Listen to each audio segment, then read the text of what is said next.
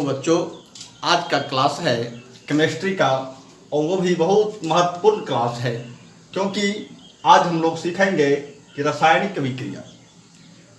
अभिक्रिया मुख्य रूप से कितने प्रकार के होते हैं, और यह अगर नाम है सिंगल डिस्प्लेसमेंट या किसी भी नाम का क्या कारण है, इसको क्यों कहते हैं कि यह उभय विस्थापन है, यह उदासीकरण है, यह ऑक्सीकरण अपकरण है या फिर वियोजन संयोजन है। ये सब अभिक्रियाओं के नाम उसके रिएक्शन के अनुसार से है। इसको प्रत्येक का उदाहरण को जानते ही किसी का आप डिफिनेशन को आसानी से याद कर सकते हैं और उसको याद करने की आवश्यकता नहीं है, सिर्फ उसके एग्जाम्पल को देखना है कि किसी का रिएक्शन क्या होता है। और बगैर रिएक्शन लिखे हुए अगर किसी भी प्रश्न में हम रिएक्शन को लिखते हैं, वह साइंस के लिए बहुत ही सटीक जवाब होता है। इसे रिएक्शन को देखना है और उसके डिफिनेशन को नहीं देखना है। रिएक्शन को देखने के बाद ही किसी का भी परिभाषा उसके अनुसार से आप याद कर सकते हैं या समझ भी सकते हैं कि इसको कैसे याद करना है। तो सबसे पहले देखना है कि संयोजन के लिए मात्र 3 एग्जाम्पल को लिखना है। इसके लिए 3 एग्जाम्पल। पहला एग्जाम्पल लिखते हैं, कुछ भी एग्जाम्पल ले सकता है इसके लिए जो कि इसको फॉलो करता है। पहला इसका क्या है, जैसे Fe+S लोहा और सल्फर के साथ अभिक्रिया हुआ। लोहा और सल्फर के साथ जब अभिक्रिया होता है तो फेरस सल्फाइड बनता है। क्या बनता है? फेरस सल्फाइड बनता है। और दूसरा अभिक्रिया लेते हैं। दूसरा अभिक्रिया मान लीजिए लेते हैं CO कार्बन मोनोऑक्साइड की अभिक्रिया अगर किसके साथ? ऑक्सीजन के साथ करते हैं, क्या बनता है? कार्बन डाइऑक्साइड बनता है। एक अभिक्रिया और लेने के बाद इसका परिभाषा कैसे हो जाएगा, जैसे कैल्शियम ऑक्साइड की अभिक्रिया किसके साथ? जल के साथ कराते हैं। किसके साथ? यानी कली चूना को अगर जल में देते हैं तो क्या बनता है? Calcium hydroxide. क्या बनेगा? Calcium hydroxide. और कैल्शियम हाइड्रोक्साइड का सूत्र क्या होता है? CaOH/2। इस 3 परिभाषा को देखने के बाद इसके संयोजन जो कॉम्बिनेशन अभिक्रिया है, इसका डिफिनेशन कैसे देते हैं। इसको देखने से स्पष्ट है यह तत्व है और यह भी तत्व है। इसको देखने से यह यौगिक है, लेकिन यह क्या है? तत्व है। इसमें क्या है? यह भी यौगिक है और यह भी यौगिक है। अर्थात और प्रतिफल के रूप में जो बनता है, प्रत्येक में यौगिक बन रहा है और एक यौगिक बनता है। इसका परिभाषा क्या बताएंगे कि वैसी अभिक्रियाएं जो तत्व, क्या कहे? तत्व, एक से अधिक तत्व, 2 तत्व, कम से कम 2 तत्व या कम से कम एक तत्व रहे तो एक यौगिक रहे या फिर दोनों यौगिक रहे, ये दोनों अभिक्रियाएं करके एक नया प्रतिफल देता है जो इसके गुण से इसका गुण भिन्न हो। तो गुण भिन्न है, यह फेरस है और यह क्या है? फेरस सल्फाइड है। यह कार्बन मोनोऑक्साइड है, यह कार्बन डाइऑक्साइड है। इस प्रकार से इसका संयोजन का अभिक्रिया का क्या होगा कि किसी भी अभिक्रिया में या तो 2 तत्व मिलकर के एक यौगिक का निर्माण करे, 2 तत्व मिलकर के एक यौगिक का निर्माण करे, या यौगिक और तत्व मिलकर के एक यौगिक का निर्माण करे, या यौगिक मिलकर के एक यौगिक का निर्माण करे। यानी हमेशा इस चार्ट को देखना है कि अभिकारक में 2 तत्व रहे, 2 यौगिक रहे, या 2 यौगिक में एक तत्व और एक यौगिक रहे, लेकिन प्रतिफल जो बनता है, प्रोडक्ट जो बनता है, सिर्फ सिंगल रहना चाहिए, सिंगल यौगिक बनना चाहिए। ऐसे अभिक्रिया को क्या कहेंगे? संयोजन अभिक्रिया कहेंगे। संयोजन दोनों जुटता है, 2 तत्व 2 यौगिक जब जुटता है और एक चीज बनता है, वैसे अभिक्रिया को क्या कहेंगे? संयोजन अभिक्रिया कहेंगे। और दूसरा क्या है? वियोजन अभिक्रिया के लिए वियोजन हो रहा है, यानी टूट रहा है।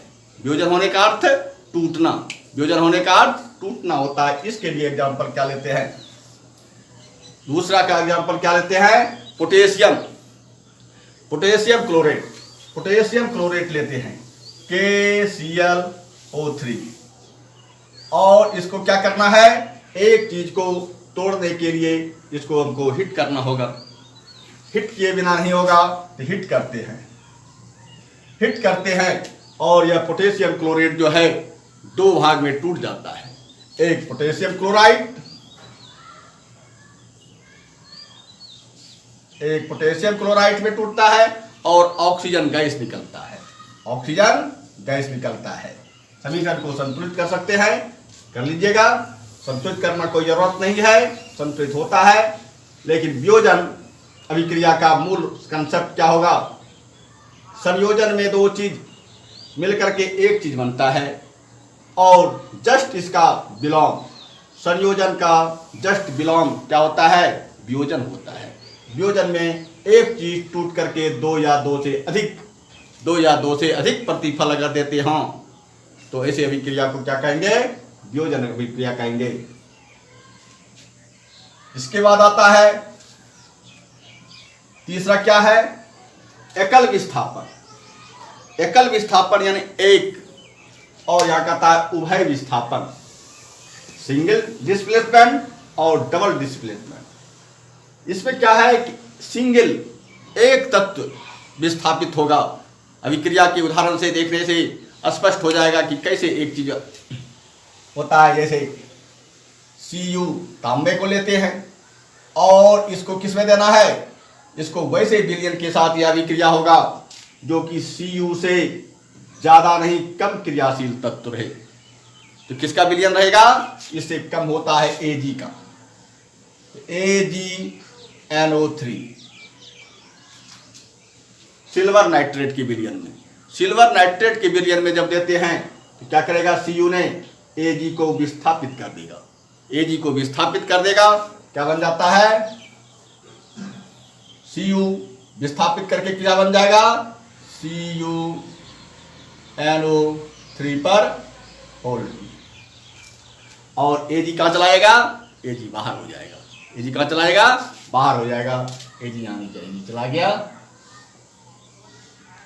बाहर हो जाता है। तो देखना क्या है, यह कॉपर जो है, कॉपर Ag को विस्थापित कर देता है, इसको अलग कर देता है, और एक तत्व को अलग करता है। Ag एक तत्व को जब अलग करे तो ऐसे अभिक्रिया को क्या कहेंगे, एकल विस्थापन कहेंगे, सिंगल डिस्प्लेसमेंट। डिस्प्लेसमेंट करता है, इसको हटाता है, लेकिन सिर्फ सिंगल एगो को हटाता है, तो ऐसे अभिक्रिया को क्या कहेंगे, एकल विस्थापन। इस अभिक्रिया से हमको इस चीज का ज्ञात होता है कि इस दोनों में अगर पूछा जाए इस अभिक्रिया से क्या निष्कर्ष निकलता है, तो इस अभिक्रिया से स्पष्ट निष्कर्ष निकलता है कि Cu जो है कॉपर अधिक क्रियाशील है, और यह क्या है, कम क्रियाशील है। Cu क्या है, तो Cu अधिक क्रियाशील है और Ag कम क्रियाशील है, और जो अधिक क्रियाशील होगा वह कम क्रियाशील को विस्थापित कर देगा। यह अभिक्रिया का कंसेप्ट है।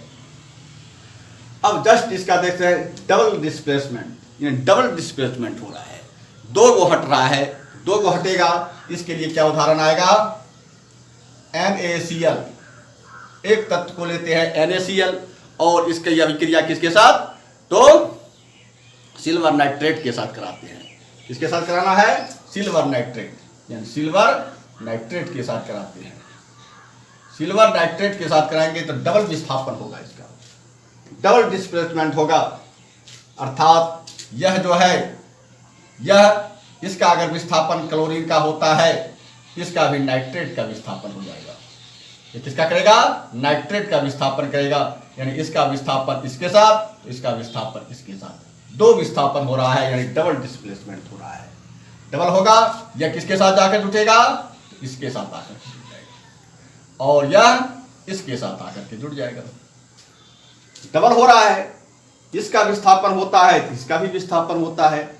इसमें सिर्फ Ag का विस्थापन हुआ है, Ag का विस्थापन हुआ है सिंगल डिस्प्लेसमेंट, और इसमें Na के लिए विस्थापन हुआ है, NaCl का भी विस्थापन हुआ, तो सिल्वर नाइट्रेट का भी विस्थापन होता है।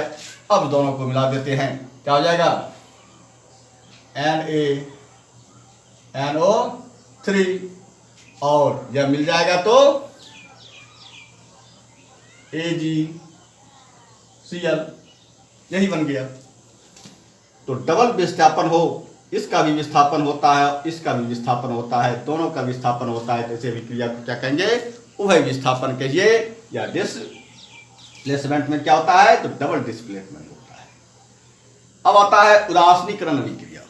उदासीनीकरण क्या है, तो उदासीनीकरण है न्यूट्रलाइजेशन। न्यूट्रलाइजेशन न्यूट्रल हो जाता है, ना तो उसमें प्लस रहता है और ना तो उसमें माइनस रहता है, दोनों क्या हो जाएगा, तो न्यूट्रल हो जाएगा। तो न्यूट्रल होगा तो ना तो वह अम्लीय का गुण रहेगा उसमें, ना तो उसमें भास्मिक का गुण रहेगा, दोनों में किसी का भी गुण नहीं रहे, तो वैसे अभिक्रिया को उदासीनीकरण अभिक्रिया कहते हैं। और यह अभिक्रिया के लिए क्या लेते हैं, एक क्या लेते हैं, तो अम्ल को लेना पड़ेगा, कोई भी अम्ल ले सकते हैं, तो सल्फ्यूरिक अम्ल लेते हैं H2SO4।